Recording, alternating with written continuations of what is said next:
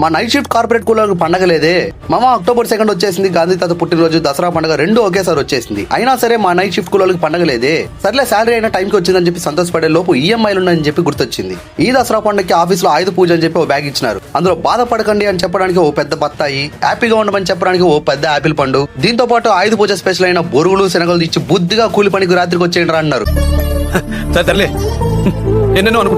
సర్లే ఇదంతా ఎప్పుడు ఉండేదే అని చెప్పి అనుకోని శాలరీ పడింది, మళ్ళీ రేపటికంతా అయిపోతుంది, ఎవరు వాటాలకు వరకు పనిచేస్తాను, ఇంతలో పోయి ఏదైనా తిందామని చెప్పి అనుకున్నాం. ఈ రోజు వెన్స్డే కదా, కేఎఫ్సీకి పోయి తెచ్చుకుందాం అని చెప్పి పోయినాం. మా దరిద్రం ఏంటంటే ఆఫ్లైన్ సర్వీస్ స్లో అంట. కేఎఫ్సీ యాప్ డౌన్లోడ్ చేసుకుని అందులో ఆర్డర్ పెట్టుకోమన్నారు. అన్ని సెలెక్ట్ చేసుకుని పేమెంట్ చేసే టయానికి ఆన్లైన్ ఆర్డర్ క్లోజ్ చేసేశారు.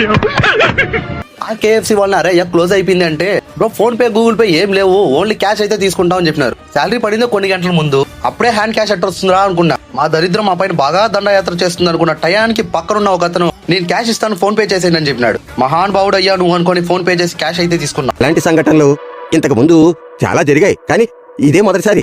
ఇక మాకు కావాల్సిన ఆర్డర్ అయితే తీసుకునేసాం. ఈ కేఎఫ్సీని కకృతి పడకుండా ఫుల్ గా కడుపు నిండా తినేసాం. ఇక ఫైనల్ గా కంక్లూజన్ ఏంటంటే, మాకంటే పండాలి ఫ్రెండ్స్, మీరు అన్న బాగా చేసుకుంటే పండుగ ఫ్రెండ్స్. ఇట్లు మీ తిరుపతి పిల్లగాడు. Bye bye.